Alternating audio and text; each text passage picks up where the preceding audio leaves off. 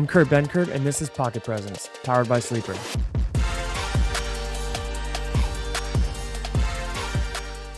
Happy Friday. Welcome back to another episode of Pocket Presence, where we have our first break in the action. Pro Bowl weekend coming up in Orlando. The Super Bowl stage is set, and now we get to really dive into the nitty-gritty of what's happening, what landscape is changing, new coaches, new this and that, and then we're going to turn the page a little bit towards the draft prospects. So without further ado, Tyler, good morning. How are you, my friend? Good. Loving the new haircut. And we have a little bit of Packers defensive coordinator news. So maybe that was a good omen. Getting your haircut might have led us to this new defensive coordinator. Yeah, dude. It was time for mullet season. And I think, look, Packers needed a change. If I have to take even a 0.5% of credit for initiating change, then I'll take it. Still looking forward to my mustache growing back. It's probably a good time to tell the story of the mullet and how all of this happened. So for those of you that have been invested in my hair journey, I went in and I decided that I needed a change. So I went on Google, or I went on Apple Maps, looked up barbershop, and then based on name and location, I found a black barbershop because that's where I like to go. Yeah. And I drive 30 minutes. It was one of the further ones, but I needed to get there, right? I knew what I needed. I needed a really good job done. I go in and I tell the guy at the counter kind of what I'm looking to do. Showed him some pictures. Ended up being told it's a burst fade with a mullet. It's kind of the vibe. Okay. And he says okay, we can totally do this. And then he points in the back. Ronaldo. Come on. Ronaldo is the only Spanish person in the black barbershop, and dude is he's faded as it. He's clean as shit. He's very well put together. Already has his gloves on. He's what's up? What do you need? But it was que pasa. He did not speak any English. We used a translator on his phone to communicate, and he faded me up so clean, dude. Left me little action in the back too. Wow. Left me action in the back. But the one mistake that he made was he pointed at my face where, if you guys know, I pretty much have this, and this normally, a little baby goatee. Pointed at my face and said clean, and I was yeah, I think it looks pretty clean. And he said, okay. Oh. And then he starts shaving the parts that I normally shave, and then he hits me with a zzz, and I'm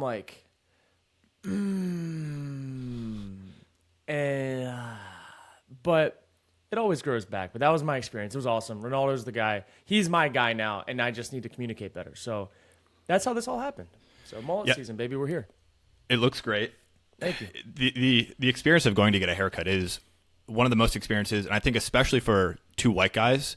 Yeah. I always talk to anybody that's not a white guy. I talk to them about haircuts because I think it's a cultural thing where I go and get a haircut and I don't feel like it looks great right when I leave. I feel like I need about a week for my hair to grow out before I really am feeling the haircut. Whereas, I've talked to other people who are not white, and they the moment they step out of the barbershop is the best that their hair looks. And then it only looks worse. And I feel like you've kind of, Ronaldo did you right. And I feel like the moment you stepped out, you were looking good, which at least as a white guy, I find rare.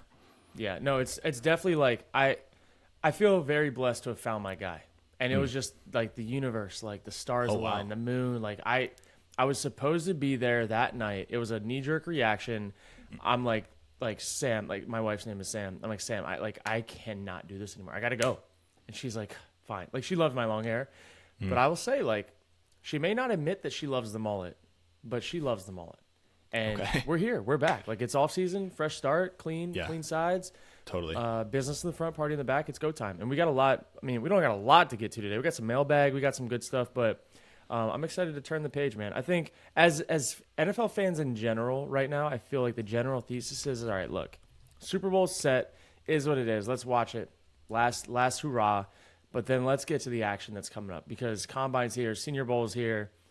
Got a lot of good stuff, a lot of exciting things for teams that haven't had a lot to be excited about in about a month. So I feel like this is the football nerd time of the year that we're transitioning into. We get I don't like to put a wall up in terms of NFL fandom. I think, we'll talk about Taylor Swift a little bit later. I think there's a lot of that going on where people are holding the NFL a little too close to their chest and saying this is only for me.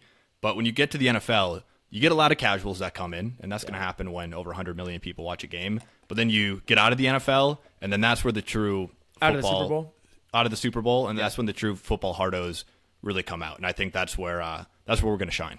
Yeah, dude, we're totally like that's gonna be our bread and butter. Like the thing that I'm most excited about is I've done a little bit of watching college football, but I've been so like I've watched every single NFL game this year. I've watched more football this year than I ever have in my playing career. One, I'm more available. Two, I'm not game planning and like prepping for our specific week's game plan. I've seen more ball. I've seen it all this year. I know the storylines, the narratives.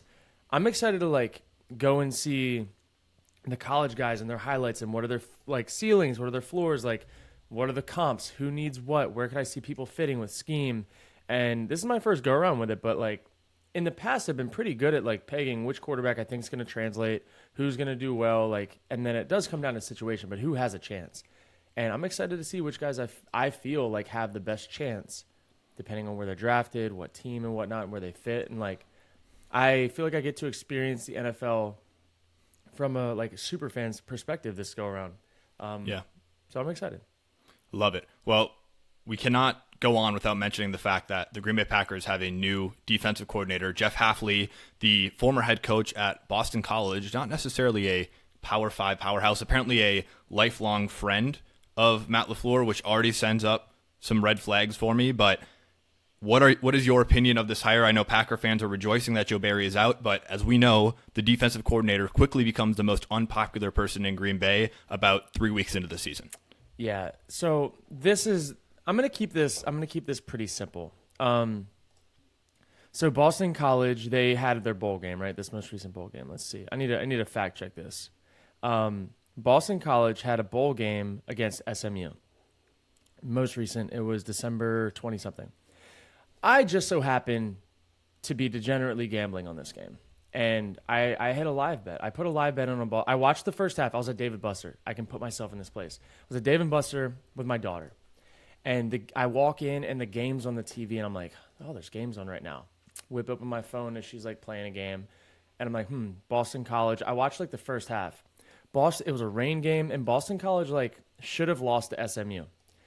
But I saw that they were playing gritty. They were playing hard-nosed football. They weren't giving up easy shit. And, like, SMU was the ranked team. They were the better team. But Boston College was down by, like, 3 points at halftime or something stupid. And they were plus 450 odds to win the game. Only down 3 at halftime. And they get the ball at half. And I'm like, you know what? Let me put some money on this game. Because I liked what I saw in that first half. They were a gritty team. They played hard. They tackled hard. And they didn't really have anything to play for, and they were still playing hard. And they ended up winning that game. They beat SMU 23-14. I won money. I won plus 450 in a live bet. And I'm like, I was a pseudo like Boston College fan for the rest of the month. And now he's going to Green Bay. And the one thing that I saw when I was doing some research is that he's an aggressive play caller on defense. That Hafley is an aggressive play caller on defense. What have we been begging for all year long with Green Bay? I don't give a shit about anything else. You could blow coverages. You could have blown play calls, blown all of it. You're at least going to be aggressive in doing it. You're not going to die by like death of 1,000 cuts. And I think that's what Green Bay needs right now more than anything. They need like a Brian Flores type of guy.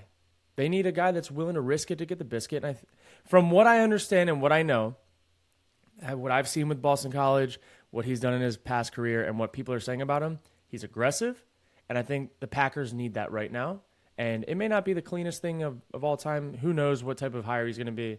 But that got me excited. The word aggression. Holy shit. Defense and aggression gets me a little excited.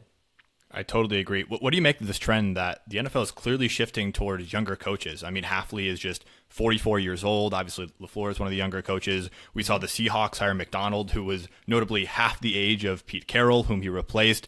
What is it about these young guys that you think are making a big splash for, these new positions? Dude, I think what it comes down to is a lot of them do know how to relate to the players a little bit better. I think sometimes, like right, wrong, or indifferent, if you get a coach that's a lot older who's been around for 30 plus years, like the NFL has changed a lot in 30 years. The type of guys that you're dealing with have changed. The dynamics of like coach to player have changed a lot in 30 years. And I think sometimes older guys just get stuck in the past. What I think you're seeing is younger coaches being able to relate to the players a little bit more. You're seeing the willingness to adapt scheme, to adapt to a different play style. The NFL now is a new game. Like it is way more like college than it was like old school NFL. And I think that you need some different perspective. You need some younger, fresh eyes on things from time to time. And I think that's what you're seeing right now throughout the NFL. Just like in college, you're seeing older coaches retire a little bit earlier than you'd expect and like kind of have to shift up what they're doing. The NIL stuff has changed. The type of players that you're dealing with have changed, and the dynamics and like the power struggles have changed. So all across the board, I feel like the game's getting younger and it's having to adapt. And I think one thing that people need to realize too is when you get a coach from college that goes to the NFL, sometimes it's a huge benefit because he knows how to speak to and how to get those younger guys acclimated quicker versus sometimes you get stuck with like a vet team with young guys and like the coaches don't slow things down to let those young guys catch up. And I've been a part of both of it where schemes have changed to adjust for younger guys and their success.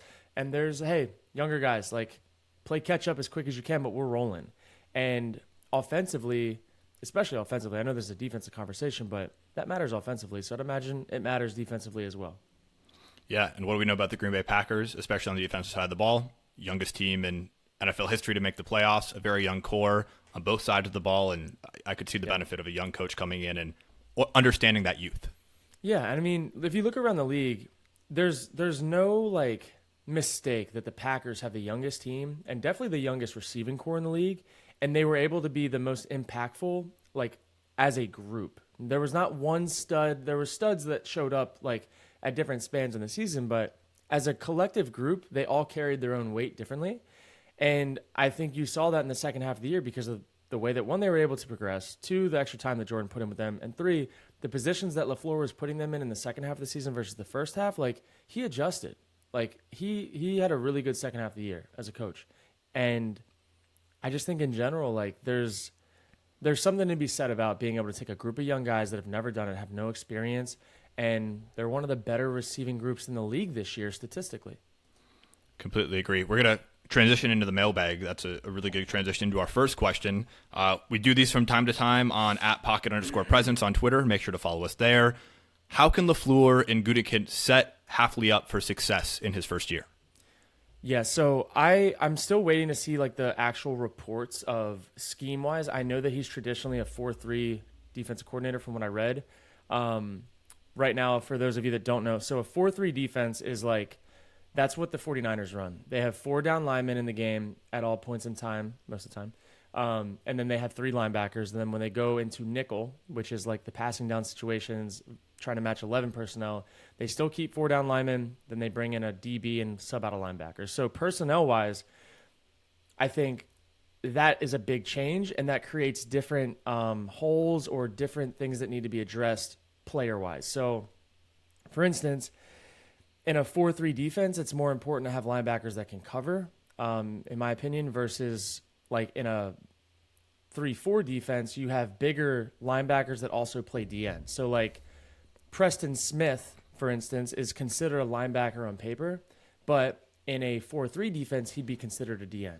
And so you get into this game of like numbers wise and building the defense, and like they have to, if they're going 4-3, they have to reevaluate how they structure the defensive side of the ball. You need thicker D tackles because there's different. It's such a specific way that they run defense. There's a nose tackle in a 3-4 defense. There's 2 regular defensive tackles, and then there's 4 linebackers. So like the inside 3 guys are a little thicker, where in a 4-3, which I believe the Packers are going to go to, yet to be confirmed, you need 2 defensive tackles and then 2 defensive ends. The defensive ends are more built like Bosa and like Chase Young. Like Preston Smith can do it. Rashawn Gary can do it. Like those guys in passing downs are defensive ends. So you start looking at the safety position a little bit differently. You start looking at the linebacker position a little bit differently. In a 4-3 defense, versatility matters a lot more, I believe, than in a 3-4, which the Packers used to be. You could just sub in a different guy depending on the situation. So I think that this should solve a lot of the communication issues because there's less variables in a defensive front. And if you look at this from the offensive side, it is a lot harder to prepare on the offense for a 3-4 defense, 3 down linemen, 4 linebackers, because it messes up your rules. But if you can get your rules right, it's an easier defense to attack. So that's why people struggle so much with the 49ers when they're playing well in defense, because they have four guys that can they have four defensive linemen. They can get pressure without blitzing, and it leaves an extra person in coverage. So I know there's a long-winded way to say, like, they have to get the personnel right, and they have to make sure the roster gets caught up to a 4-3 as quick as possible, assuming that they're going to switch to that, which that's kind of been my thing. Like, I've been begging for them to leave that 3-4 shell. So hopefully they go 4-3. They start loading up, give them a little bit of time to, like, get the right guys in the room and the right guys on the defense, because I think in the long run, that's the way the league is going back towards.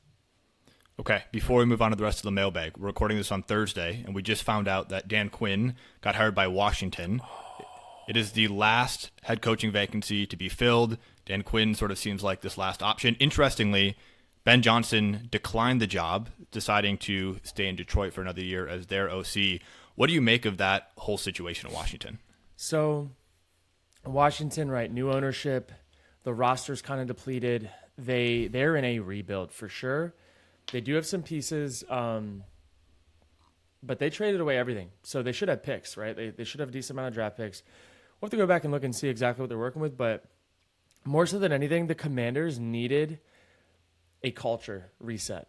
And there is nobody better in the NFL, in my opinion, that I've been around than Dan Quinn when it comes to establishing culture and getting guys to play hard for each other. And he comes from a college background. He has also been in the NFL for a really long time. So he has a good blend of both, like we were talking about, like being able to connect with the younger guys. Like, he is so with it. His defense led the league, I think, in turnovers, takeaways, all that good stuff. Like, they were one of the top defenses at least doing that. And now you're going into a division where you're already familiar with those guys. You've played against the Giants twice a year. You've played against the Eagles twice a year. You coached for the Cowboys. You're going to play them twice a year. So having 6 games on that schedule for him that are very familiar, I believe, and I know coordinators-wise with Eagles will be a little different, but personnel-wise, I think that gives him a little bit of a jump start on what that whole rebuild process will look like, and will allow them to get competitive earlier. But don't get it wrong, like, he's got to tame Howell at quarterback from stopping the turnovers.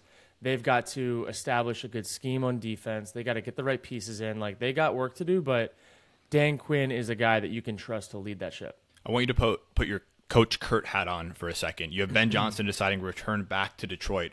What goes into a decision? There's only 32 of these head coaching jobs.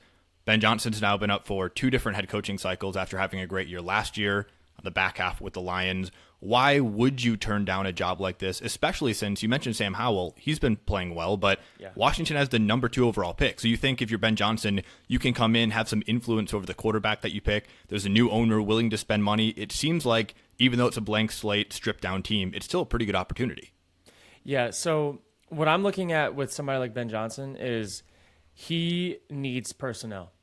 For his scheme to work, for his stuff to work, like, he needs guys, right? Like, that is very important, especially as an offensive play caller. Like, you got to find a way to have guys that can get the ball, that can make plays, and he knows that more than anyone. They have guys in Detroit. They have studs. I think that you're looking at, like, longevity of, like, what do you want to do? And if you're Ben Johnson, like, he's not going to get the same grace period, I believe, that Dan Quinn will. Dan Quinn's done it. He's rebuilt a team. He's brought him to a Super Bowl. He has now one of the best defenses in the league with the Cowboys that he just left. I think he has a little more, like, room for error and a little more time to get this right because he's a trusted person like that, where you could look at Ben Johnson and with the lack of experience as a head coach could just say, like, oh, he just had dudes in Detroit. Yeah, he's a good play caller, but, like, can he lead the guys? Can he build the franchise? And calling plays is a lot different than running a franchise. I think for Ben Johnson, he's probably looking ahead to next year's coaching cycle and seeing who might be on the hot seat next year. And maybe some of those roster situations are a little bit more favorable than what he'd be dealing with the Commanders. So that's the way that I look at it. I think Dan Quinn's more up for the task of, like, doing something like that that's going to be hard. It's going to be a hard job with the Commanders. Like, they're fighting an uphill battle, but if I'm Ben Johnson, I probably think the same thing of, like, man, that's probably for a guy more like Dan Quinn than for me. Like, I don't know, go somewhere that has some star players, some star receivers that just kind of needs more detailed guidance, because that's what I think you're going to be running up into the next few years. Like, some of these coaches that have been, like, mid run of the way, like run of the mill coaches, in my opinion, record wise, that have decent rosters, I think Ben Johnson can go elevate a decent roster.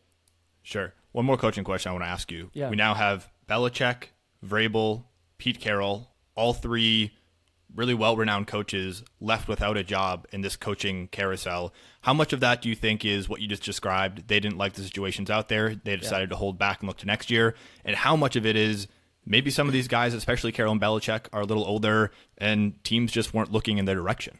Yeah, dude, I'm not going to lie. I think that the NFL is getting younger. And just because you were good at something for a really long time, like, I think sometimes coaches get more credit than they deserve, and sometimes they don't get enough credit, right? And I think you look at the New England situation with Belichick, like, defensively, one of the best ever, like, consistently. Offensively and running the whole ship, in the last few years, like, if you started blank from when Tom Brady left to now, you would not say he did a good job. Like, if that was his first year coaching the Patriots of when Brady left, you would never, like, you would ask, how does he have a job, right? Not knowing what he did in his past. And that's not to say that, like, I don't think he's a hell of a coach and could do it again, but the theme of winning right now and finding success right now has typically been a younger coached theme. And that's just the way it's going. And I also think, like, Belichick has more value to add to the sport maybe on TV right now, unless something else comes up. Like, I would love to listen to him talk about a game.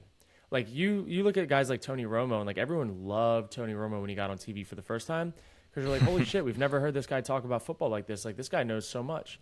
And I'm like, imagine if we got to listen to Belichick, like, talk about a game, right? Like, and really open up, because he's never done that publicly. We don't even know what side of him that we've never seen before exists and how valuable he could be to that area of the game. So, I don't know. I just think sometimes change is good, and taking a year off is good. This is my first year off in football, and I have a different appreciation for it. I love this side of it. I think it's been a lot of fun, and I'm getting a different perspective. And sometimes your value as a coach rises, I'd imagine, if you take a year off. Like, Belichick, a year removed from a really, really bad season, his worst season as a Patriots coach, he probably has a more favorable perception next year. Yeah, look at after not coming off of a horrible season. Right, exactly. Yeah, like, just let it rest a little bit. When people are desperate and, like, feel like you can just spark plug them. Yeah, I completely agree. Okay, back to the mailbag. Listener asked, what does Kurt miss most about being on an NFL roster? Oh man, it's the locker room, dude. It's like being around the guys, like joking with the guys. I had so much fun just being around everyone, and, like, I feel like most people enjoyed my company and just, like, our interaction and stuff. So I think with the role that I had for most of the teams that I was on as the third quarterback, you have like a almost a responsibility to, like, bring a little juice and a little bit of life to the room, because you're not the one or the two that has to be as ready. Like, I was always ready, but I also was like, hey, we don't want a third around that's not going to be fun to be around. And I miss being that guy for the guys in the room and knowing that they appreciated that too. Sure. A great question that came in just before we started recording. With QB performance down across the league, how do you see teams adjusting to defenses? I honestly, you know what? I think they're going to look at Shanahan's second half of the last two playoff games, and they're going to see what did they do at halftime differently in the second half and first half. And a lot of it, like, you look at Brock Purdy, they started spreading it out. They started getting more, like, space for him so he could create. And a lot of these quarterbacks that are young coming from college, most of them have checked the boxes to get here because they are able to create plays with their feet, whether it be running the ball or whether it be, like, scrambling to throw. And I think sometimes quarterbacks get restricted in NFL schemes and with play calling by having 7 to 8 guys in protection with 2 or 3 man routes and doing a bunch of under center and deep play fakes. Like, Brock in this second game looked like an entirely different quarterback in the second half versus first half. And most of it came down to, like, the freedom to create and make plays outside of that specific system and the specific timing. And I think, look, these quarterbacks, if they're in the NFL, they're talented, no matter what way you want to, like, shape that. And I think giving them the freedom to use their talent and, like, their natural ability a little bit more, getting away from the scheme slightly more, I think could be something that benefits some of these young guys. Because I think at the end of the day, like, people want to win Super Bowls. I think winning games is good. Like, winning, making it to the playoffs is good. But you look at, like, the Dolphins, like, they had to operate within the scheme the entire year. And if it was good, it was really good. If it was bad, it looked ugly. And there was no, like, really like off schedule happening with them. And I think that will be a little bit more encouraged.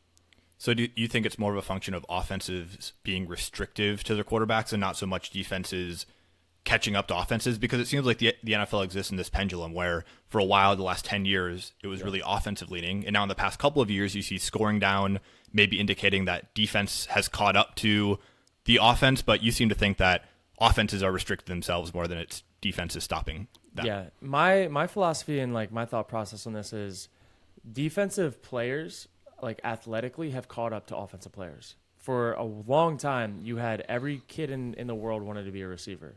And the receivers, on average, like the best receivers, the top 20 receivers were way better than the top 20 corners in the league.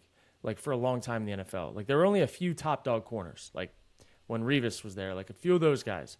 Now you're seeing like a lot of teams have a guy like that. And the talent of the NFL on defense is catching up to the talent on offense. And so now I feel like for the longest time, you were able to exploit the one-on-one matchups. You were able to exploit like scheming up guys to get open a lot more often than not because you didn't have to account for this freak of nature linebacker or freak of nature safety that can play in the run scheme and also cover like a 4-6, 4-5 tight end. Like these guys are catching up. Like we used to think that, in my opinion, tight ends were like the unicorns. The guys that could block, that could run, that could hit. Well, they have the reverse of those on defense now with the linebackers that can also cover like DBs and also fill like defensive ends, right? Like these guys exist. Micah Parsons, those types of guys are new. And I think what the NFL is going to have to get to, which I think the teams that are doing the best right now have this, is allowing their players the ability to play off schedule. There was a great interview on the Kay Adams show with Luke Kuechly, I believe it was, talking about Travis Kelce and Mahomes and what they do off schedule that has made them so great. And that all comes from the ability from the coach to greenlight that. Like, hey, you guys go do you. We're going to draw this up, but like at the end of the day, you do you. You got the ball, you got to catch it, go get open. And he talked about like specifically when Kelce runs routes, it might be like a through route drawn on paper. We run up 10 yards, break across, you got to get to a second window. It's kind of like a short post. Kelce, when he runs those, if it's in a certain timing, if he sees the linebacker take his eyes off of him and overplay into his zone, he will just stop in his route and stay in the soft void. And Pat knows that. And Pat plays to that. And as soon as Pat sees that the linebacker's eyes are off of Kelce and on Pat, they're on the same page to know he doesn't have eyes on Kelce anymore. I can take advantage of this in a different way than it's drawn up. That's what makes them so special, and that's why they keep winning in the playoffs, even though it doesn't look perfect. And in my opinion, should it take like 5 Super Bowl appearances or whatever the hell it is to be able to get to that point where the coach is greenlighting it? Because at the end of the day, when players are the most comfortable, they're going to play the best. And so this like feeling things out and having to get to the point where you're like, yes, like you can do that. Like I'm the coach. I'm saying you as a player, go do that. I trust you. I think younger guys got to find a way to earn the trust quicker so that they can get to that point because that's a cheat code. Like it really is. Do you think coaches are not willing to turn that trust over so soon because they're afraid of their own job? Like if something goes bad, then it's their ass on the line rather than the players? I believe so. I think it's part like coaches really, really most coaches want to feel like they're playing Madden when they're calling plays for real. Like they want to be able to predict what the quarterback's going to do. They want to know where the ball is going to go. They want to know the timing of it. They want to account for as much as possible in the play that they can. And when good things happen off schedule, that's just like a bonus. Where like some teams, in my opinion, to get over the hump, need to live in that off schedule a little bit more because everyone's freaking good, man. All the defenses, regardless of how good statistically they are, they have good players. They have freak athletes. Like I don't believe it's like the old days where you could scheme up oh my God, they're running cover 3. We're going to rip this seam ball on your hitch, on your third and a hitch because we know our tight end's going to beat this linebacker. Where now, like, that mismatch does exist, but it's not to the same, like, level of a mismatch as it used to be for a lot of teams. Like, defenses are catching up, but it's not even schematically. It's like their talent level is catching up across the board. Yeah, I mean, I thought that conversation we had with Brandon Ross was just so eye-opening as you guys were talking about all the athletes that are cropping up on the defensive side of the ball. And I think that's probably exactly it. It's just like for a while, these offenses started to look different and defense had to play catch up. And now maybe offenses have to play catch up to defense or at the very least try to get back a couple steps ahead like they were 10 years ago. Yeah. I think this reminds me of like the conversation of like basketball where like, what do you want? Do you want dudes that can ball, or do you want to be like the old school Spurs where like everything's super methodical? And I think there's a time where like you do need to be methodical, but then there's a time where like, dude, we got better players than you. Like, let's not overthink this shit because we have better players than you. Let's go just find a way to get our players in space and let them do things that they know they're going to be successful at. And I'm telling you, if Travis Kelce did not have the ability to go off schedule and like run his own routes off of what he believes to be like the better way to run them versus coverage, and had to run them like a rookie that has to like run it like it's drawn on a piece of paper, he wouldn't be the player he is today. And that comes with trust. It comes with making plays that you have to make. And I just think over time that evolves. So now, like, if Kelce went into a different system with a different coaching staff, different whatever, like a different whole situation, it would be a little weird at first. Like the way that they play football, I feel like I'm watching like the Warriors, where you're like, as a kid, you're taught you don't pull up from like 4 feet behind the 3-point line. But like for the Warriors, that shit works. Like most, you know what I mean? So yeah, that's kind of, I think, what we're dealing with in the NFL is players that are just really damn good at what they do, and they're like doing better than I believe what they're being asked to do for coaching. Totally. On to the next question. Listener wants to know, Kurt, if you're excited for the UFL. So for people who don't know, the USFL and the XFL, two spring football leagues last year, merged this offseason to form the UFL, and I believe they'll be starting up again in the spring. How do you feel about the new league? Yeah, I'm excited to watch it play out. I think it's a nice appetizer to NFL being gone. And I think it's like nice to watch some football. I think more so than anything, I like to see like what players are gonna make some plays, be guys, make like you get some cool highlights out of those leagues. From my experience in playing it for 11 days before I broke my ribs, it's schematically kind of tough because it's very high school scheme. Like you don't even have the amount of time that it's a spring league, even though they call it a regular league. It's a spring league. You don't have much time. You're putting in a handful of plays. Like it's not a full developed like. So I think it's very similar. Like you have to judge guys like at the Senior Bowl based on like talent and like what can they do versus like their whole body of work in the league, because they're not like dialing shit up. They're not like attacking coverages. They're like it's very much a display of talent more so than it is, can this guy operate in a scheme? Can he do this, that, the other? Like some teams get to that point where like AJ McCarron last year, he had ended up playing the whole year, didn't get injured. A lot of these leagues have a lot of injuries. They have a lot of people missing, rotating parts. Like it's very thrown together. But you do have a team or two that finds a way to stay healthy, and they have like really good staff and all that good stuff. So I would say watch the league with a grain of salt. I'm excited to watch it. I think you'll see some players that pop up in it, make some plays, find their way back to the NFL. But yeah, I think it's a good appetizer to the NFL season. What do you think is the best case scenario for a league like the UFL? I've long thought that at some point we're going to have some affiliated UFL to NFL pipeline where maybe it's like the minor leagues of professional football. It seems like the NFL is very supportive of the UFL existing, and I could see for a lot of the same reasons why. Yeah. But what do you think is like the best version of a spring football league? I think the best version of a spring football league is something that doesn't feel too serious and doesn't feel like the like most strict job interview of all time for those guys, where it's like fun and entertainment. I think that's the best, because at the end of the day, like when you're being scouted from one of those things, you're not really being scouted on like, you're being scouted on talent. Like, can this guy operate? Can he go function in a game situation? Can he make plays off schedule? Can he make the throws he needs to make as a quarterback? Like, can he make people miss? What's their physical makeup on display in a game situation? That's all that they're doing, because they can't, like, scouts don't know what the coaching is. They don't know what the play call is. They don't know how the receivers are being coached to run the routes. Like, they don't know any of that. So all of it is to be watched with somewhat of a blind eye and to see, like, all right, if we were to take this guy and plug him into our system, what could he look like? So knowing that that's what scouts and like other people are looking for, I think it should be based on entertainment. These guys get paid to play football, go have fun, go make social media moments, go like create some rah-rah, like make it fun. And I think that's what fans want, because that's what the fans want more of out of the NFL. And I think that's how these leagues can thrive. Like seeing somebody like chug a beer at the end of the game, like after, you know what I mean? Like that type of stuff that I've seen in the past. It's awesome. Like it's fun stuff to watch. And I think it's like a nice more like refreshing form of football. Yeah, I don't think the sport of baseball gets enough credit for this, but in America, there's a bunch of independent baseball leagues where they're not affiliated with MLB. MLB has no jurisdiction over what they do, what rules they implement, although that's changed a bit recently. And so you have some of the best innovation in terms of marketing, Savannah Bananas? entertainment. Yeah, exactly.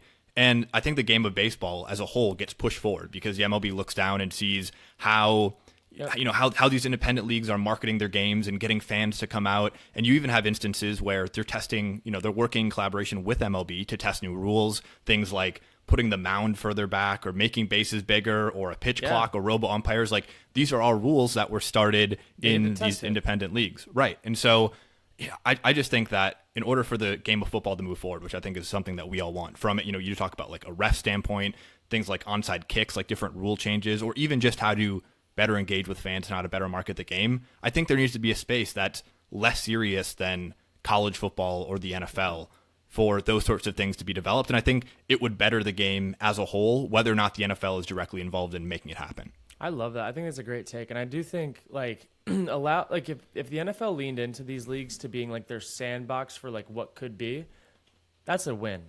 Outside of just player development, players getting other chances, getting TV deals, whatever, like just test things that you've always thought about, like, and apply them in this league, and then see if you might want to apply it in the NFL and make the game better. It's a great point. If you want a real tinfoil hat, and I don't even think this is so much a conspiracy as much as it is like what I think is going to happen, I think there's a point where the NFL says, you know what, we want to be a year-round league. And if you affiliated any of these UFL teams, let's just say, it was like the Cleveland Browns minor league team. Like you don't think at least 10% of Cleveland Browns fans would get up for this league a little bit more than they already are. And now you have players like that are on the practice squad that can come and actually get live game reps. And there's some sort of story or narrative you can build around like, hey, we have a 53-man roster that we root for in the fall, but then we also just doubled that. And there's 53 more guys that we know are getting marketed by the team and, are like stories we can root for. And for teams in the offseason, why wouldn't they do that? From the time your team's eliminated from the playoffs or playoff contention up until August, I mean, these teams are struggling for content. And the fact that they get a whole nother season to build guys up, develop really compelling narratives, and then build momentum into the fall, that would be huge. Yeah, that'd be really cool. Like, there's definitely a way to do that. I think the fans, dude, you see that right now. Like, some of these NFL teams or, like, organizations are creating, like, esport teams, right? Like Dallas has Complexity, and, like, they're all affiliated together, and they, like, do different things. And, like, people that might not even like esports, like, will like somehow wander into like being Complexity fans or something. Like a moment happens, a viral moment happens, whatever. If you couldn't tell me that if the Packers didn't have like a practice squad team or like a B League team that played 8 games in spring, that stadium would not probably sell out. Like it would. I know. Like, to be able to watch, like they got Sean Clifford now, their backup quarterback. And again, like probably not even guys like that. He's number 2. You'd have to get a number 3 and a number 4 guy. But, like, you could have that 80 or 90-man roster in preseason, pull them along longer throughout the season, and I guarantee you that their salaries would be paid for from the revenue of those, like, 8 to 10 games that they would play after the season's over. 100%, and I'll take it a step further. The way that MLB does spring training in, the southern states, the NFL is always trying to expand its markets into other areas. And so the reason the UFL is in places like San Antonio is because there's not an NFL team in San Antonio. And so if the NFL wants to test out these different markets or at least be more relevant in certain markets, why not give Green Bay, I'll just use San Antonio again, for instance, where it's like, Green Bay, you now get marketing rights to San Antonio. You can play your spring games down there. You build a fan base in a different part of the country. And also you get to showcase, a whole nother sect of players that you can, maybe there's a feel-good story in there that you can build into the fall. Yeah, dude. And, it's... The NFL is a mass media company with a football product. Like that's the real of it. And the storylines, like you look at Taylor Swift and her storyline with like how much like perceived value she's added to the Kansas City Chiefs organization valuation. It's like what, $360 million or something like that. Yeah. Like you couldn't tell me you couldn't get another $10 to $30 million out of some good storylines in the spring when there's nothing going on. And you don't even have to risk you wouldn't even have to risk players like that are second or even third string guys if you didn't want to. Like you could go and get like another subsidiary type team of fourth, fifth, sixth stringers even, which don't really exist in the NFL because the rosters aren't that deep. But imagine if you carried 80, 90, and now you just get more ball, same uniforms, same logos, all that good stuff, and it's just an extension. And it's a development, like a real development league. But I know they're trying to accomplish that with the UFL, and then they break it off by like, you know, like the team names, the ownership, and all that stuff. But I'm like, the hardest thing to do in anything, in my opinion, is to build a media following and to build like a brand. Like a brand building is hard, but once you have it, like you have it, and it's so powerful. It's so powerful. Like people will buy anything affiliated with that. They'll watch anything affiliated with it. So why not milk it out for the whole year? And like, I could totally see that happening. Or at least like give us like the most historic teams to do it, right? Give us the Packers, the Niners, the Cowboys, like Eagles. Give us like 12 teams to pilot it. Like That'd be so cool. That'd be sick. That'd be so cool. I think a great step forward for this concept is the fact that there was some unification between the XFL and the USFL. Like the idea now that there's a single entity. I mean, you could go and there is a road littered with the dead bodies of failed spring football leagues. I mean, you have the AAF, the USFL all the way back in the 90s when Donald Trump went to the Supreme Court to sue the NFL for a monopoly, and they granted the USFL is like, you're right, the NFL has a monopoly and your damages are $1. And so Donald Trump basically bankrupts this league because they fought this lawsuit that the Supreme Court agreed with, but they said, go do something about it. Your damages are only $1. So I think the idea that there's now this more unified front is really powerful. Something you brought up. So, go ahead. I was going to say one more thing about that. Like, even if you just look at it in general, like if NFL teams decide to do anything at all in business, it's probably going to be successful because you have a launch pad already of fans that are waiting for anything else you're willing to do. Mm-hmm. Case in point, imagine if you had like an off-season Madden league that was like an official like Madden league where one player from your team represents your team and there's a tournament. Like I guarantee you fans would be excited and tune in to see who was the best Madden player from each team to go and play in a tournament that like there's something at stake, right? Like there's in the Madden world, I believe there's 2 or 3 different times where they have the biggest spike of downloads. It's at launch, at Christmas, and right when the NFL season ends. When the NFL season ends, there's a massive downloads of Madden and repurchases and new buys or whatever because people are just fiending for football. And there's so much opportunity to be taken in all of this that I think teams are figuring out. And they're starting with social media, but it's going to lead to other things. One final point on this that I want to make. If you look at minor league baseball and the MLB, minor league baseball is worth about a tenth of what the MLB is worth. So in a year, MLB will do about $10 billion in revenue. In a year, minor league baseball will do about $1 billion in revenue. If you apply that back of the napkin math to the NFL, which does close to $20 million a year, if you took even a tenth of $20 billion a year, if you took even a tenth of that, you're talking about a $2 billion business. And that's just really not half bad. Just sitting there. And that's during a time where you're not replacing much anyway. Like what does the NFL have going on in the spring anyway that it would be replacing with a really healthy $2 billion business? So I think it makes too much financial sense. I'll be curious to see how that shakes out. How much does the NFL grow year over year?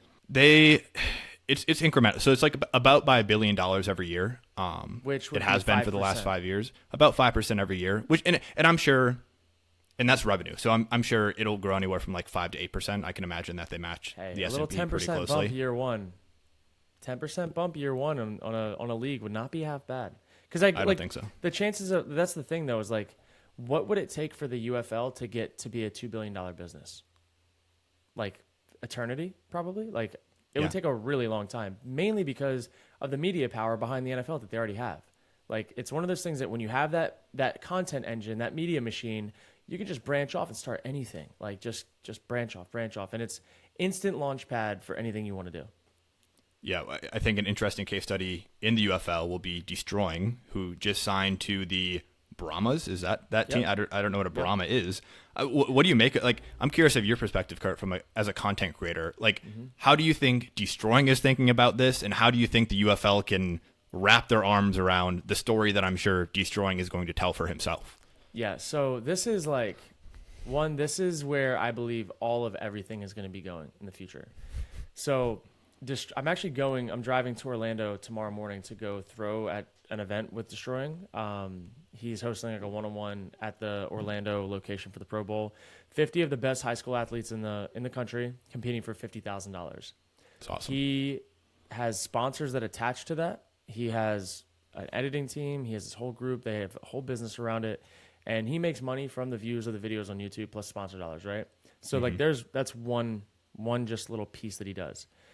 He has those all over the country. He's amassed a huge following. Now he takes all of what he's doing off the field, brings it into this, I would call it, it's going to end up being like a series, like his NFL, road to the NFL. He wants to get to the NFL. That's his goal. He knows that the UFL for him and his situation is the best chance for him to make it happen, get to kick in live situations, live games. They're allowing him to vlog all of it, to record all of it, because what are you going to tell him? You're going to tell him, okay, you can come make $100,000, $200,000 playing for us this year, and we're not going to allow you to do something that makes you 10, 20, 30 times that in a year. No, they are hoping that he comes in place for them, because what he brings in value to their media operation is worth way more than anything he could do making kicks for a team in a game. That's not what it's about. Like his same thing with Taylor Swift, the perceived media value, perceived valuation of the company goes up when you have more eyeballs on it. That's just how it goes nowadays.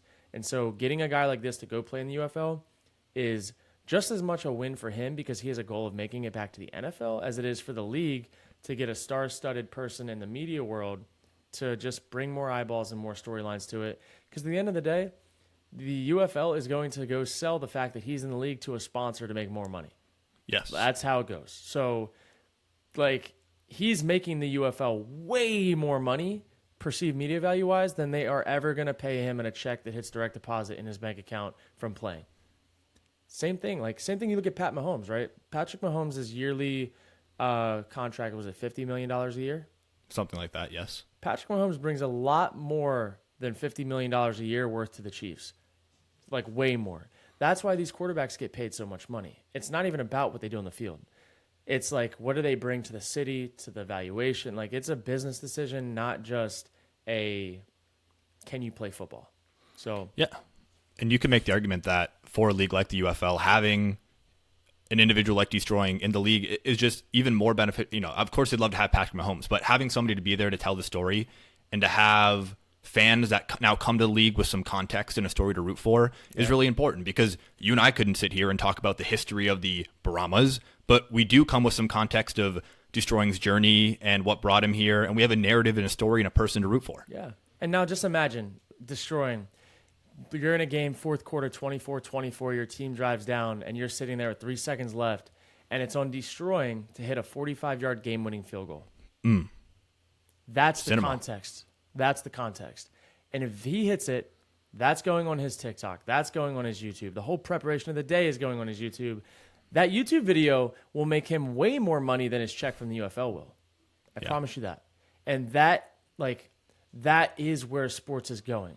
And it's taking some coaches time to catch up and realize that's where it's going. It's taking teams, it's taking a lot of people time to realize that's the direction that all of this is going. But at the end of the day, like, I look at it this way. If the games weren't televised, weren't on TV, if the leagues weren't getting paid from these networks to put on, like, to have these games on TV, where would the coaches' salaries be coming from, right? If the teams in the NFL wasn't making money through views, through licensing, through all this, the coaches wouldn't have jobs because the product wouldn't be valuable, right? Like, at the end of the day, everything comes back to the business side of this.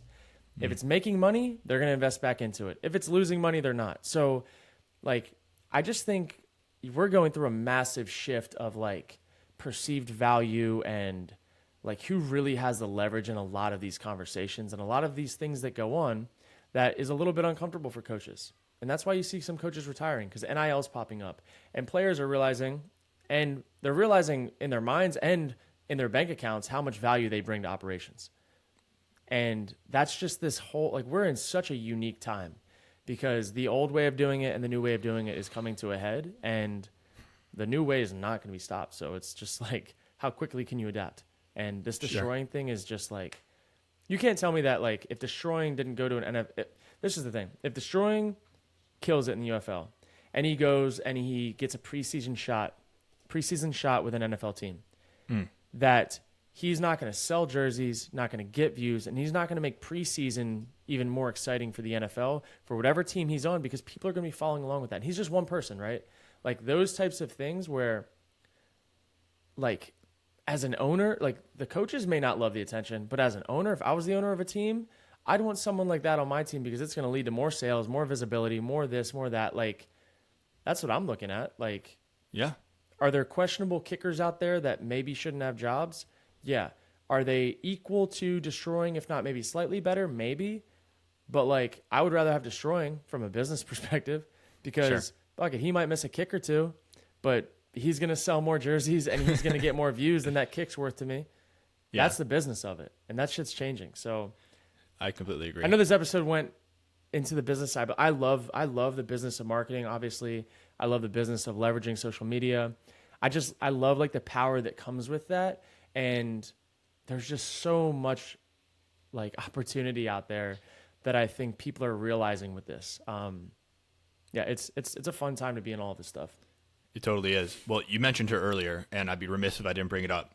Taylor Swift is probably going to make an appearance at the Super Bowl. Yeah. And it seems like now the only opinion you can have about it is Taylor Swift is bad for the NFL. She's ruining the game. They're showing her too much. Or Taylor Swift is great for the game, bringing all this value. Is estimated something like $330 million in perceived media value to the NFL. And there seems like there's no middle ground. Yeah. You only feel really good about it or really bad about it. So, Kurt, how do you feel about Taylor Swift in her relation to the NFL?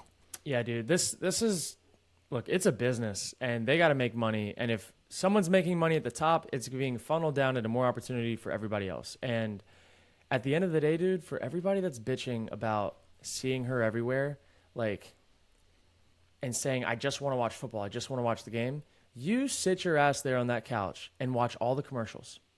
You watch it all. Like, you watch the commercials. Like, the NFL is not just about the game. There's a broadcast crew that's there to entertain you. There's, like, facts, and there's a lot of different other jobs, a lot of moving parts. Like, you're not there just to watch the game. You're just bitching, if that's what you're saying. Like, she's good for the value of the NFL. She's good to get new fans involved. Like them, hate them, whatever, the Chiefs, like, same thing with the 49ers. You're going to watch the Super Bowl. You're going to enjoy the game. And all of it moves things forward, because I just don't think you can play both sides of it. Like, if you wanted to say, I'm just going to watch the game, well, then don't watch the TV broadcast. Wait for the All-22 to drop. Like, because that's what you're saying. So I've seen both sides of it. And look, like, I have publicly hated on the Chiefs this year. I've publicly hated on the Niners this year. I've publicly loved them up when they're doing well. Like, I'm very transparent with my opinions on all of this stuff. And I just think, like, look, man, at the end of the day, she is very happy, and so is Travis Kelce, and they're just having cameras on them because they're famous people. And it's a story. And stories sells views, and stories make money. And the NFL, if we know anything at all, is about making its money. And I don't know, I think it's good for the league. I mean, how many people's wives this year have had more conversations with their husbands about the NFL because of Taylor Swift? Mm-hmm. Guaranteed, like, without a doubt. Like, my wife has been like an NFL wife for 5 years and is asking me more questions this year. Like, it's part of it. I find it so fun because I think you're exactly right. I have a fiance who has paid more attention to football this year than she ever has in her entire life. And I obviously enjoy talking about football, and I have friends, and I have you, Kurt, to talk football with. But, when a person I spend a lot of time with also wants to talk about things I'm interested in, that's great. And if Taylor Swift is how she's brought into the fold, and I think it's not even so much she just talks to me about Taylor Swift. I think that's a bit reductive. It's like Taylor Swift has now, we talk about context and narrative with destroying, has just like set a narrative in the NFL that's different than here's what happened in the game, here's who had these many catches and these many yards. It's like there's a bit of story going on in the NFL that's outside of the game, and I think that's interesting and compelling for everybody. That's a good way to put it, like, story outside of the game. And that's what, like, when the Netflix documentary Quarterback came out, and they're talking about exactly the same thing. Like, yes. Who they actually are. Like, what is their home life a little bit more like? And people are starting to share more stuff on social media anyways. That's just the way things are going. But outside of, like, dude had 10 catches, 100 yards. Like, one dude had 10 catches, 100 yards, and, like, this is who he is as a person. This one, same thing. He's a little bit different. I like this guy more now versus, like, I feel like 10, 20, 30 years ago, who were the best players? They were my favorite players. Like, where now you're getting to know people and you're getting to see the humanity of it and the human side of it and like what these guys go through. And like, I mean, just like yesterday, I saw Patrick Mahomes, like at the end of the game, he had his shirt off in the locker room and he was getting roasted for having a dad bod. He's on Twitter joking about it. Like, dude, I got kids. Like, come on, man. Like that, in my opinion, like makes me like Mahomes even more. He's like, you know what I mean? It's just like not too serious, but like is a real human, is really good at football. Like, yes, can he be cocky? For sure. Like anybody that's really good at anything can be cocky about anything. I'm cocky about things. Like I'm cocky on Twitter. You know what I mean? It's just like seeing the humanity of people, I think just takes the edge off because I think social media, a lot of people hide behind like their fake profile pictures and like feeling like their opinions need to be heard by a million different people. And I don't know. I like the storylines because I like how it brings a human element into the sport we love because it is a human's game. I think it's the best version of the sport too. Otherwise, you're rooting for laundry and you're rooting for billion-dollar corporations that are run by owners who, as we've seen this year and throughout all of NFL history, are just kind of shitty people. And if those are the people that you're advocating for, which almost seems like the case when people are anti Taylor Swift or anti that attention being brought to the NFL, it's like, okay, like who are you rooting for here? Like you're not rooting for the people, which I think we would both agree is what make the game interesting. And it's so fun when you get to know somebody at a deeper level, know a player on a deeper level, or at least feel like you do through those shows like Quarterback or through players being more active on Twitter or through content like that. That is what the best version of the NFL is, in my opinion. Totally, dude. I mean, you look at guys like Christian McCaffrey, who like he played for the Panthers for a long time, and he was one of the best in the league, but wasn't really like seen in the same light he is now because of who he played for, the situation he was in, and he didn't really talk a whole lot. Now, like I saw him on a podcast recently saying how every Tuesday he still plays Fortnite with his high school friends. Like the best running back in the NFL. He's playing Fortnite on his off days to catch up with his friends. Like that humanity of who he is, I think makes it even more easy to be a fan of him for people that don't know him because it's like, like he's kind of like me. Like he's the best at what he does, but like he also looks forward to playing Fortnite with his friends on Tuesday. The humanity side of the NFL, I think, has been something that's been long overdue, like to be like have a light shed on it. And I just think it's cool that players are going out of their way now to show themselves as humans more so. And now the league is catching up to try to amplify that and, build the storylines. Sure. Well, we might cross paths with Taylor Swift next week because, Kurt, you and I will be going to Las Vegas for the Super Bowl. What are you most excited for? This is the first time the Super Bowl has been in Vegas, obviously, and I'm sure there will be a lot going on. Yeah, I would say I'm most excited to see, like, old friends and stuff that I haven't seen in a minute. I'm excited to see people from my agency. There's always a gifting suite at the Super Bowl with my agency. Shout out CAA. They always have a bunch of cool brands and partners and stuff that give gifts to athletes in the agency, and then like a lot of social media swapping and whatnot. So that's always fun. Like you never know who they got on deck this year. I'm excited to see old teammates, maybe some coaches out there. Everybody's out there at some point in time. And the Media Row too. Like I went to Media Row last year. Going to pop around, do some interviews, do some stuff like that, and just kind of see some faces that last time I was there, I was the player that had just kind of ended it, but was more a social media guy into gaming. And now this is my first full year doing analysis breakdowns, like actually sharing football IQ more so than anything. So I'm excited to kind of, play both sides of that. It'll be so much fun. And hopefully a good game to cap it all off. Yeah, we've never met in person, so that'll be a great. I'm really worried. So people say that I come off as short, and I'm not. I'm 6'1", so I'm not short. But like as short, damn. Yeah, I've gotten that before, and I don't think people ever mean it as a diss, but I never take it well when somebody's like, I didn't think you're gonna be this tall. Is usually what I get, and I'm like, oh, they're saying you have little man like. They're saying your personality is little man syndrome-ish. I know, and that really, really rubs me the wrong way. So I'm gonna set the record straight in Las Vegas next week. 6'1", put me up against a tape measure. You just got a lot of juice, dude. And sometimes, more often than not, the short guys have more juice. But not you. You're an outlier. I'm an outlier. Yeah, I feel like short people talk fast, and I feel like I have a quicker cadence, and so that doesn't help. So maybe I just need to be a bit more lethargic with how I speak. No, don't change. Okay. Don't change. I'll try not to. All right. Well, I'm excited. Me too, dude. We'll have good stuff coming next week. Yeah, what is this? An hour on the dot. 4, 3, 2, 1. We're out.